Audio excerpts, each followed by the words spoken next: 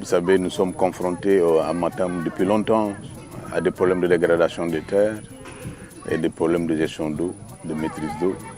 Et ce sont ces aspects-là sur lesquels, pendant 5 jours, nous allons insister pour un peu voir quels sont vraiment les types, les pratiques les plus adaptées dans la région et qui ont montré des impacts par ailleurs. Ou bien on dépasse pour chercher l'équilibre.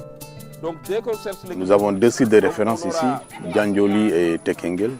Et dans ces sites de référence, nous avons développé des techniques de récupération des terres qui commencent par les demi-lunes et je pense qu'on a mesuré un peu l'impact de ces demi-lunes et également toutes les activités qui luttent contre l'érosion, la mise en place des cordons pierreux, des tranchées et également tout ça accompagné avec l'agroforesterie. Donc ce sont toutes ces activités que nous voulons donc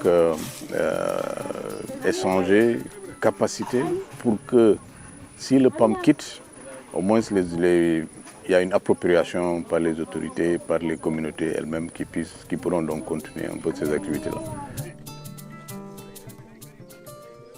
Les objectifs, c'est de renforcer les capacités des différents acteurs sur les techniques de conservation des eaux et des sols.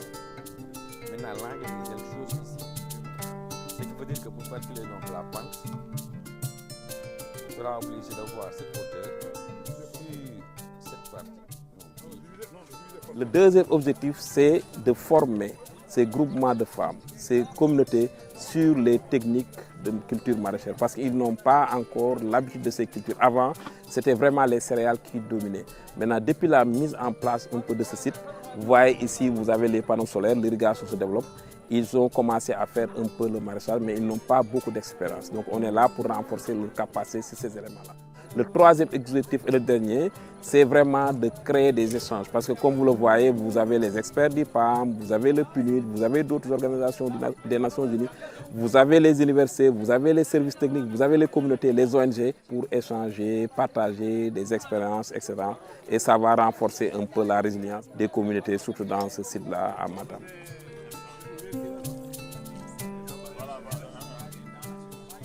Comme c'est une formation pratique, on va faire travailler par lot de 10 à 15 personnes. Et maintenant, on va essayer de répéter les mêmes activités. Parce que pour former 60 personnes, c'est comme dans les universités, vous êtes obligé de faire des groupes de TD, de TP. Donc ici aussi, on divise les groupes, mais chaque groupe va faire les mêmes activités. Donc ce qui fait que ça va faciliter plus ou moins le travail, la compréhension. Et chaque groupe va pratiquer et après, on va faire une restitution par groupe. Et on verra un peu les leçons apprises, qui a réussi, qui n'a pas réussi, pourquoi, quelles recommandations, comment améliorer. dinañu wër tuuti site bi ñu xool parce que bi ñu defee maraîchage ba la yoon amoon ngeen fi ay attaques si gombo bi ak si dene bi dinañu wër xool attaques yu ñu mën a am si site bi après ñu dellu si jàng tamit wala ñu fàttali leen nu ñuy defaree biopesticide ñu bañ a utiliser pesticide chimique bi. moo tax ñu waxoon leen pour ñu indi ay xobu niim bi ak yooyu donc am na ingrédients yu bëri yu ñu indi dañuy defar nokkos bu saf pour gunóor yi ak max yi ak yooyu yi nekk ci site bi. Ici, c'est un terrain qui est resté plus de 50 ans sans exploitation. C'est un sol qui était très dégradé, où rien ne poussait et M. Diaby de PAM l'a découverte en premier. Et il nous a fait comprendre que c'est un site qui peut être développé et il est retenu par PAM. Donc nous, on n'arrivait rien à bénéficier de la zone. C'est en ce moment qu'il a commencé à nous parler d'une technique, c'est-à-dire les demi-lunes. Pendant une année, donc, ils ont creusé des demi-lunes. Et ensuite, avec l'avènement de la saison des pluies, ça a commencé à piéger de l'eau et l'herbe a commencé à y pousser. 2 ans après, nous avons compris que c'est une zone qui peut être développée si toutefois que elle est bien faite. C'est en ce moment que nous avons demandé à PAM de mettre en place une clôture en grillage et l'eau permettrait de développer la culture dans la zone. C'est à ce moment que PAM a accepté de mettre en place donc une clôture et ensuite ils nous ont mis en place un forage. C'est le mois d'avril dernier que nous avons démarré la campagne. Nous avons cultivé la pastèque et le gombo. Et grâce à Dieu, nous avons récolté des quantités importantes de pastèques et de gombo. Dieu seul sait combien on a pu gagner dans cette zone. C'est une chose qui a développé donc le village et tout le monde a y gagné quelque chose. Nous prions Dieu pour que ça continue et nous sommes sûrs que si ça continue, donc le village va s'enrichir davantage. Si on augmente la superficie cultivable et qu'on augmente aussi les quantités d'eau, donc toute la communauté pourra bénéficier de parcelles et s'en sortir. Ici, la communauté n'est pas habituée à étudier. Nous n'avons pas de fonctionnaires. Nous sommes en général des immigrés et des agriculteurs et des éleveurs. Donc nous prions que la superficie soit augmentée pour que nous puissions cultiver davantage.